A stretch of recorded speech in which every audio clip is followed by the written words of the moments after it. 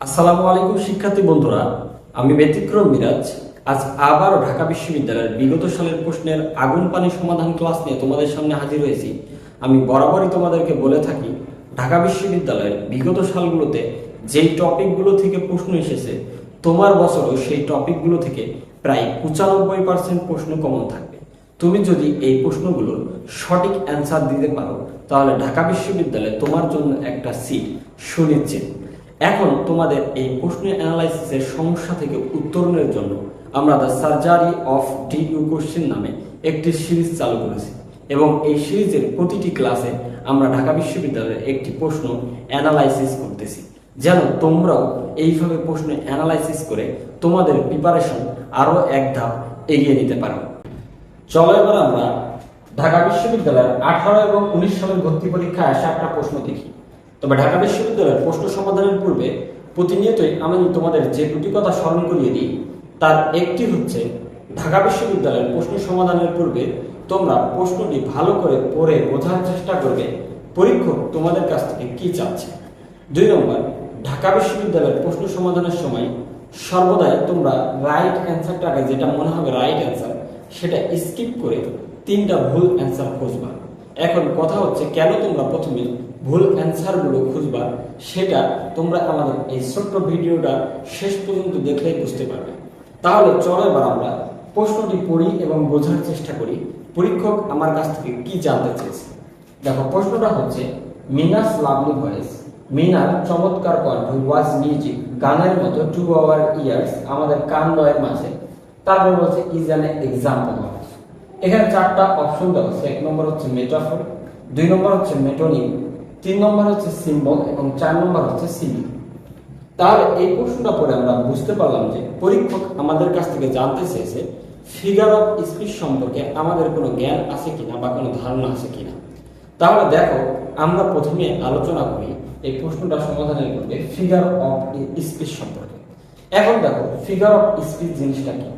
দেখো, figure of স্পিচের এই speech শব্দের অর্থ হচ্ছে কথা বা বাক্য।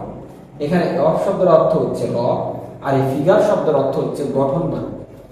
আর এই ফিগার অফ স্পিচ, এই টাইটেলটার মধ্যে সর্বদাই একটা ওয়ার্ড, বাংলা একটা ওয়ার্ড উচ্চ থাকে, সেটা হচ্ছে সৌন্দর্য বর্ধন। তাহলে ফিগার অফ স্পিচের অর্থ দাঁড়ায় বাক্য বা কথা গঠন বা রূপের সৌন্দর্য বর্ধন, অর্থাৎ এক কথায় বাক্যালঙ্কার। এবার চলো, যদি আমরা ফিগার অফ স্পিচের সংজ্ঞা বা অনুধাবন যদি বুঝে থাকি, তাহলে চলো এবার এই 4টা অপশনে যে ফিগার অফ স্পিচের প্রকার আছে সেগুলো সম্পর্কে আমরা এখন একটু বিস্তারিত আলোচনা করি। দেখো, অপশনের প্রথমে আছে মেটাফর। আমরা মেটাফরটাকে প্রথমে স্কিপ করব। প্রথমে আমরা 2 নম্বর অপশনটা দেখব। দেখো, 2 নম্বর অপশনে আছে মেটোনিম। এই মেটোনিম শব্দের অর্থ হচ্ছে লক্ষণা। দেখো, এই লক্ষণা শব্দটা আমরা খুবই ব্যবহার করে থাকি। সাধারণত আমাদের ক্লাসে কোনো স্টুডেন্ট যদি পড়ালেখা না করে, টিচার তাকে লক্ষ্য করে বলে, এই তোর তো লক্ষণ ভালো না, তুই বোধহয় এবার পরীক্ষায় ফেল করবি।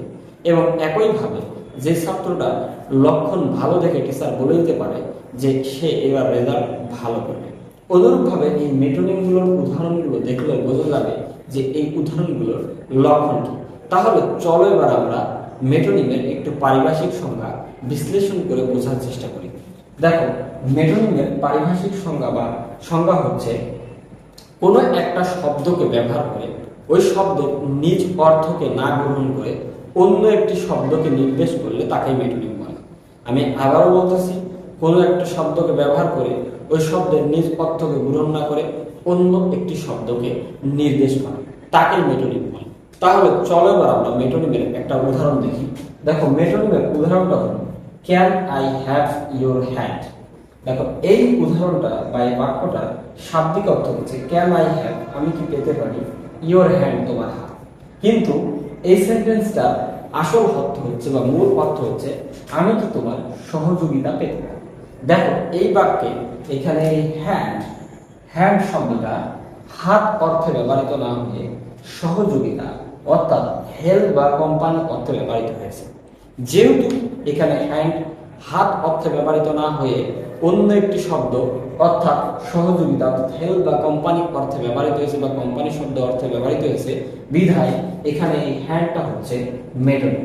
কারণ মেটোনিম যে শব্দটা ব্যবহার করা হয় সেই শব্দটার নিজ অর্থ ব্যবহার না করে অন্য একটি শব্দকে বোঝায়।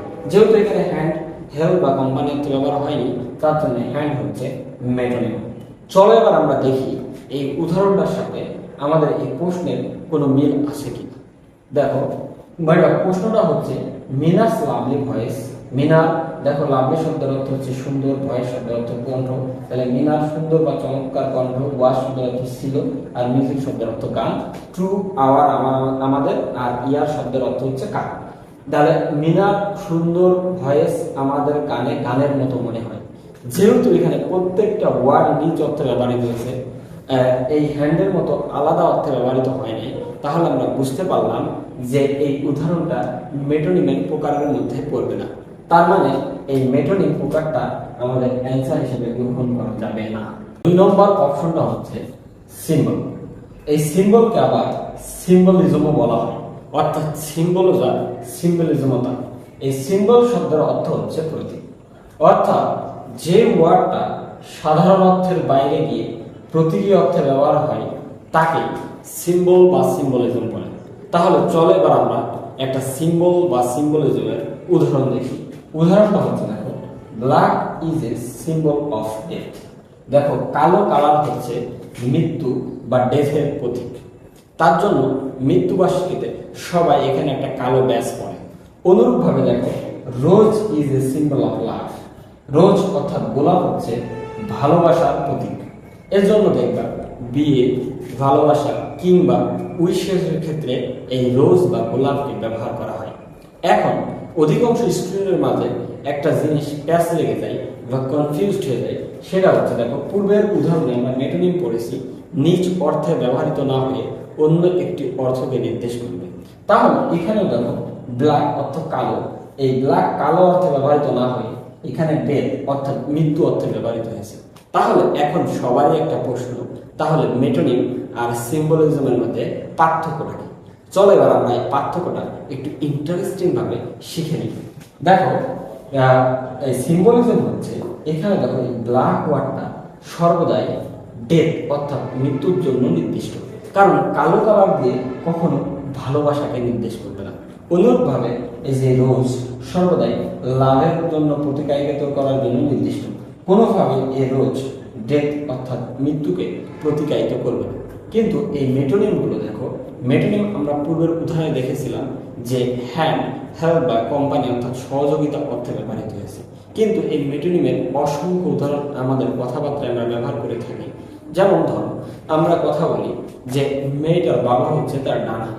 দেখো এখানে ডান হাত দ্বারা তার বাবাকে বোঝানো হয়েছে। পূর্বের উদাহরণে হ্যান্ড দ্বারা যদিও হেল্প অর্থ বোঝানো হয়েছিল, কিন্তু এই উদাহরণটিতে হ্যান্ড দ্বারা মেয়েটির বাবা বোঝানো হয়েছে। যেহেতু এক জায়গায় হ্যান্ড অর্থ হচ্ছে হেল্প, অন্য জায়গায় হ্যান্ড অর্থ হচ্ছে বাবা, তার মানে মেটোনিমের অর্থগুলো ডিফারেন্ট হতে পারে, কিন্তু এই সিম্বলিজমের অর্থগুলো একেবারেই নির্দিষ্ট। আশা করি তোমরা এই মেটোনিম এবং সিম্বলের মধ্যে পার্থক্য বুঝেছো। তাহলে চলো এবার আমরা এই উদাহরণটির সাথে প্রশ্নটি একটু মিলিয়ে দেখি যে এই উদাহরণটা বা প্রশ্নটা সিম্বলিজমের কিনা। দেখো মিনাস লাভলি ভয়েস, মিনার চমৎকার কণ্ঠ, ওয়াজ মিউজিক টু ইয়ার্স আমাদের কানে গানের মতো মনে হয়। দেখো এখানে কোনো ওয়ার্ডই এই সিম্বলের মতো বা ব্ল্যাকের মতো কোনো সিম্বলাইজ করে নাই। যেহেতু এখানে কোনো ওয়ার্ড সিম্বলাইজ অর্থাৎ প্রতীকী অর্থে ব্যবহৃত হয় নাই, বিধায় আমরা বুঝলাম যে এই উদাহরণটা সিম্বল অর্থাৎ প্রতীকী হবে না। দেখো 4 নম্বর অপশনটা হচ্ছে সিমিলি। এই সিমিলি এবং 1 নম্বর অপশন এই মেটাফর, এই দুইটা একই জিনিস, তবে তাদের মধ্যে ছোট্ট একটা পার্থক্য আছে, সেটা আমরা একটু ব্যাখ্যা বিশ্লেষণের মাধ্যমে বোঝার চেষ্টা করব। দেখো সিমিলি শব্দের অর্থ হচ্ছে উপমা। এখন চলো আমরা সিমিলির একটু পারিভাষিক সংজ্ঞা দেখি। দেখো সিমিলির পারিভাষিক সংজ্ঞা হচ্ছে দুইটি ভিন্ন জাতীয় জিনিসের মধ্যে অ্যাজ এবং লাইক যুক্ত হয়ে তুলনা। তাহলে এই সংজ্ঞায় আমরা দুইটি শর্ত পেলাম। 1 নম্বর, দুইটি ভিন্ন জাতীয় জিনিসের মধ্যে তুলনা হবে। 2 নম্বর, অ্যাজ এবং লাইক যুক্ত থাকতে হবে। এখন প্রশ্ন হচ্ছে দুটি ভিন্ন জাতীয় জিনিস বলতে কি বোঝায়? দেখো দুটি ভিন্ন জাতীয় জিনিস বলতে মূলত তুলনীয় বস্তু দুটির যদি একটি প্রাণীবাচক হয় বা প্রাণী হয়, তাহলে পরের বস্তুটি অর্থাৎ যার সাথে তুলনা করা হবে সেটা অবশ্যই অবশ্যই বস্তু হতে হবে। অর্থাৎ একটা প্রাণী হলে অপরটি বস্তু হতে হবে। তবে তুলনীয় দুটি জিনিস যদি একই জাতীয় হয়, অর্থাৎ একটি প্রাণী অপরটি প্রাণী, অথবা একটি হচ্ছে বস্তু অপরটিও বস্তু, তাহলে তখন আর সিমিলি বা মেটাফর কোনোটাই হবে না। তাহলে এবার চলো আমরা সিমিলির একটি উদাহরণ দেখি। দেখো, উদাহরণটা হচ্ছে হার ওয়ার্ডস আর অ্যাজ সুইট অ্যাজ হানি, তার কথা মধুর মতো মিষ্টি। দেখো এখানে হার ওয়ার্ডসকে হানি অর্থাৎ মধুর সাথে তুলনা করা হয়েছে। দেখো এখানে হার ওয়ার্ডস এটা মানুষের একটা জীবন্ত গুণ, যেহেতু এটা মানুষের জীবন্ত গুণ, এবং তুলনা করা হয়েছে হানি অর্থাৎ বস্তু, কেন হানি হয় সর্বদাই বস্তু। তবে তুলনীয় বস্তু দুটি যদি একই জাতীয় হয়, অর্থাৎ একটি প্রাণী অপরটি তুলনীয় বস্তুটিও প্রাণী, একটি বস্তু অপর তুলনীয় বস্তুটিও যদি বস্তু হয়, তাহলে তখন আর সিমিলি বা মেটাফর কোনোটাই হবে না। এবার চলো আমরা সিমিলির একটা উদাহরণ দেখি। উদাহরণটা হচ্ছে, দেখো, হার ওয়ার্ডস আর অ্যাজ সুইট অ্যাজ হানি, তার কথা মধুর মতো মিষ্টি। দেখো এখানে তার কথাকে মধুর সাথে তুলনা করা হয়েছে। তার কথা বা হার ওয়ার্ডস এটা হচ্ছে মানুষের একটা জীবন্ত গুণ, এবং এই হানি হচ্ছে একটা বস্তুর নাম। যেহেতু এখানে হার ওয়ার্ডস অর্থাৎ মানুষের জীবন্ত গুণের সাথে বস্তুর তুলনা করা হয়েছে এবং এই দুটি ভিন্ন জাতির জিনিস হয়েছে, তাহলে আমরা বললাম 1 নম্বর সত্য ফুলফিল আপ হয়েছে। দেখো 2 নম্বর সত্য হচ্ছে যার সাথে তুলনা করা হবে তার পূর্বে অ্যাজ অথবা লাইক এই দুইটা ওয়ার্ডের একটা থাকবে। দেখো এখানে হার ওয়ার্ডস এর সাথে হানির তুলনা করা হয়েছে এবং এই হানির পূর্বে একটা অ্যাজ আছে। যেহেতু অ্যাজ আছে বিধায় তাহলে আমরা বুঝলাম যে এটা সিমিলির উদাহরণ। কিন্তু চলো এবার আমরা 2 নম্বর উদাহরণটা দেখি। দেখো এখানে he is as tall as I, সে হচ্ছে আমার মতো লম্বা। দেখো এখানে হি এবং আয়ের মধ্যে তুলনা করা হয়েছে এবং আয়ের আগে অ্যাজ আছে, কিন্তু দেখো হি হচ্ছে মানুষ বা মানুষের জীবন্ত গুণ, আয়ও হচ্ছে মানুষ।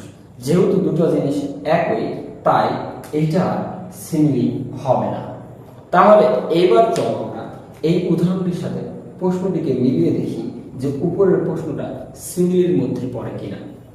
দেখো প্রশ্নটা হচ্ছে মিনাস লাভলি ভয়েস ওয়াজ মিউজিক। দেখো মিনার সুন্দর কণ্ঠকে মিউজিক অর্থাৎ গানের সাথে তুলনা করা হয়েছে এবং মিনার লাভলি ভয়েস অর্থাৎ মিনার কণ্ঠটা একটা মানুষের একটা জীবন্ত গুণ বুঝলাম, কিন্তু মিউজিক এটাও বস্তু। দেখো এই সত্যটাও মিলছে, অর্থাৎ প্রাণীবাচক গুণের সাথে বস্তুবাচক গুণের তুলনা করা হয়েছে। কিন্তু দেখো এখানে মিনার ভয়েসের সাথে মিউজিকের তুলনা করা হয়েছে, কিন্তু এই মিউজিকের আগে কোনো হ্যাজ অথবা লাইক নাই। তার মানে 1 নম্বর সত্যটা পূরণ হলেও 2 নম্বর সত্যটা পূরণ হয়নি। বিধায় আমরা বুঝলাম এই অপশনে এই আইডি অর্থাৎ 4 নম্বর অপশনটাও হবে না। যেহেতু 3টা অ্যান্সারই ভুল, তার মানে আমরা বুঝতে পারতেছি মেটাফর হবে রাইট অ্যান্সার। তবে এখন আমরা বিশ্লেষণ করে বোঝার চেষ্টা করব মেটাফর কেন হচ্ছে রাইট অ্যান্সার। চলো এবার আমরা এই মেটাফর সম্পর্কে একটু আলোচনা করি।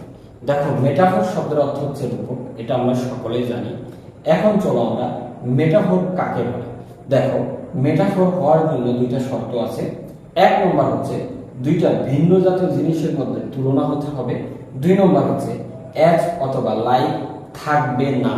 আমি আবার বলছি, মেটাফর হওয়ার জন্য 2টা শর্ত। 1 নম্বর হচ্ছে 2টা ভিন্ন জাতীয় জিনিস হবে এবং 2 নম্বর অ্যাজ লাইক থাকবে না। এবং আমি পূর্বেই তোমাদেরকে বলেছিলাম সিমিলি এবং মেটাফর একই জিনিস। সিমিলি হচ্ছে অ্যাজ লাইক থাকবে, কিন্তু মেটাফরে হচ্ছে অ্যাজ লাইক থাকবে না। এটাই হচ্ছে পার্থক্য।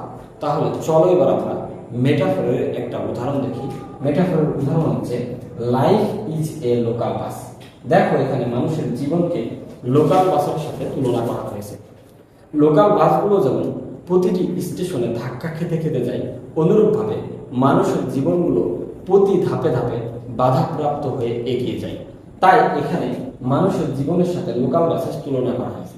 দেখো লাইফ এটা হচ্ছে মানুষের জীবন্ত গুণ এবং লোকাল বাস এটা হচ্ছে একটা বস্তু। যেহেতু 2টি ভিন্ন জাতীয় জিনিসের মধ্যে তুলনা হয়েছে, তার মানে 1 নম্বর অ্যান্সারটা আমাদের 1 নম্বর শর্তটা পূরণ করছে। দেখো 2 নম্বর হয়েছে তুলনা হবে কিন্তু অ্যাজ এবং লাইক থাকা যাবে না। এখানে খেয়াল করো, দেখো এখানে অ্যাজ বা লাইক বা নাই, তাহলে আমরা বুঝলাম যে দুইটা শর্তই পূরণ হয়েছে। তার মানে এর উদাহরণটা হচ্ছে মেটাফরের উদাহরণ। তাহলে এইবার চলো আমরা দেখি যে এই উদাহরণটার সাথে প্রশ্নটা মিলিয়ে দেখি যে এই প্রশ্নটা মিলে কিনা। দেখো এখানে মিনাস লাভলি ভয়েস, মিনা চমৎকার কণ্ঠ, ওয়াজ মিউজিক গানের মতো টু আওয়ার ইয়ার্স আমাদের কান। এখানে দেখো মিনার লাভলি ভয়েস অর্থাৎ মিনার একটা জীবন্ত গুণকে মিউজিক অর্থাৎ গান বস্তুর সাথে তুলনা করা হয়েছে। যেহেতু মানুষের প্রাণীবাচক গুণের সাথে বস্তুবাচক গুণের তুলনা হয়েছে, তার মানে দুটি ভিন্ন জাতীয় জিনিসের মধ্যে তুলনা হয়েছে। তাহলে আমরা এখানে 1 নম্বর এই উদাহরণটার মধ্যে আমরা 1 নম্বর শর্তটা পেলাম। দেখো তারপরে কথা হচ্ছে, দেখো এই দুটার মধ্যে তুলনা করা হয়েছে কিন্তু অ্যাজ লাইক নাই, তার মানে এর মধ্যে আমরা এই দেখো 2 নম্বর শর্তটাও এর মধ্যে পেয়ে গেলাম। বিধায় যেহেতু মেটাফোরের দুইটা শর্তই এই প্রশ্নের মধ্যে আমরা পেয়ে গেছি, তাই এই 1 নম্বর অপশন মেটাফোর অ্যান্সারটাই রাইট। আজকে ভিডিও এই পর্যন্তই। যদি ভিডিওটা ভালো লেগে থাকে তাহলে ভাইয়ার অনুপ্রেরণার জন্য একটা লাইক, কমেন্ট এবং শেয়ার করে দিও।